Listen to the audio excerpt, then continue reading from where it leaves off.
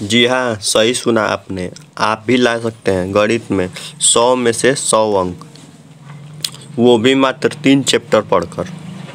और अभी तक आपने मैथ का पूरा चैप्टर नहीं पढ़ा है तो कोई बात नहीं, फिर भी आप 100 में से 100 अंक ला सकते हैं, वो भी मात्र 3 चैप्टर पढ़कर। तो वे कौन कौन से चैप्टर है जिन्हें पढ़कर आप गणित में 100 में से 100 अंक ला सकते हैं? तो वीडियो को अंत तक देखिए, और वीडियो को अभी तक लाइक नहीं किया है तो फटाफट वीडियो को लाइक कर दीजिए, और चैनल को अभी तक सब्सक्राइब नहीं किया है तो चैनल को सब्सक्राइब कर लीजिए। तो चलिए देखते हैं कौन कौन से वे चैप्टर है जिन्हें पढ़कर आप गणित में 100 में से 100 अंक ला सकते हैं।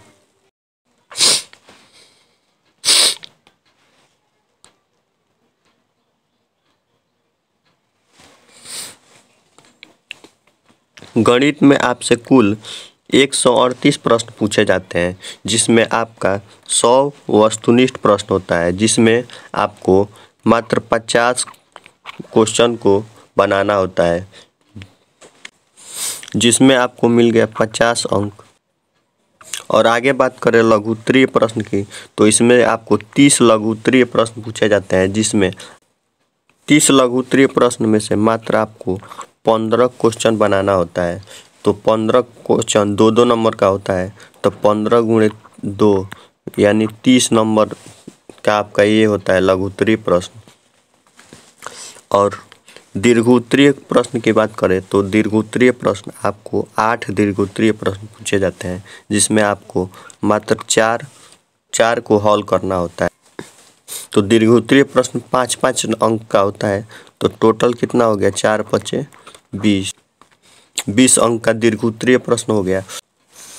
तो टोटल आपका 200 नंबर का क्वेश्चन पूछा जाता है, जिसमें आपको मात्र 100 नंबर का क्वेश्चन बनाना होता है। मतलब ये समझिए कि 100 नंबर का ये हो गया वस्तुनिष्ठ प्रश्न, और 30 को हो गया लघु उत्तरीय प्रश्न, तो 30 दूनी 2-2 नंबर का होता है, तो 30 दूनी 60 नंबर ये हो गया, तो 160 हो गया।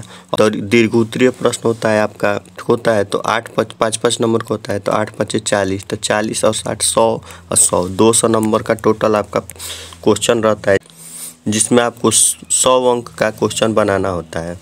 तो चलिए अब देखते हैं कि किस चैप्टर से कितने अंक का क्वेश्चन पूछा जाता है। उसके बाद हम बताएंगे आपको कौन कौन से 3 चैप्टर पढ़ने हैं, जिन्हें आप पढ़कर गणित में 100 में 100 अंक ला सकते हैं। पहला चैप्टर नंबर सिस्टम यानी संख्या पद्धति। इसमें चैप्टर आता है वास्तविक संख्या है। इसमें से आपको 20 नंबर का क्वेश्चन पूछा जाता है, टोटल 20 नंबर का क्वेश्चन पूछा जाता है। और दूसरा अलजेब्रा यानी बीजगणित में आपका चैप्टर आ जाता है बहुपद आ जाता है, 2 चर वाले रैखिक समीकरण आ जाता है, द्विघात समीकरण आ जाता है, और समांतर श्रेणी आ जाता है। तो बीजगणित से आपका टोटल 40 नंबर का क्वेश्चन पूछा जाता है। अगला है नियामक ज्यामिति कोऑर्डिनेट ज्योमेट्री। तो नियामक ज्यामिति से इसमें होता है चैप्टर हमारा निर्देशांक ज्यामिति। इसमें से टोटल 20 अंक का क्वेश्चन पूछा जाता है। अगला है त्रिकोणमिति। तो त्रिकोणमिति से ये त्रिकोणमिति का परिचय और त्रिकोणमिति का अनुप्रयोग, ये 2 चैप्टर होते हैं त्रिकोणमिति में, जिनसे आपको टोटल 40 अंक का पूछा जाता है। और अगला है ज्यामिति। तो ज्यामिति में आपका आ जाता है त्रिभुज, वृत्त और रचनाएं। इन तीनों चैप्टर को मिलाकर हो जाता है ज्यामिति। तो ज्यामिति से टोटल 40 अंक का क्वेश्चन पूछा जाता है। अगला है मेंसुरेशन यानी क्षेत्रमिति। तो क्षेत्रमिति में आ जाते हैं वृत्त से संबंधित क्षेत्रफल और पृष्ठीय क्षेत्रफल और आयतन। इन दोनों चैप्टर को मिलाकर हो जाता है क्षेत्रमिति। तो क्षेत्रमिति से टोटल 20 अंक का क्वेश्चन पूछा जाता है। और लास्ट है स्टैटिक एंड प्रोबेबिलिटी यानी संख्यांकी और प्रायिकता। तो इसमें आ जाता है संख्यांकी 14वां चैप्टर, संख्यांकी और प्रायिकता 15वां चैप्टर। इन दोनों चैप्टरों को मिलाकर ये होता है। तो इन दोनों चैप्टरों से मिलकर टोटल 20 अंक का क्वेश्चन पूछा जाता है।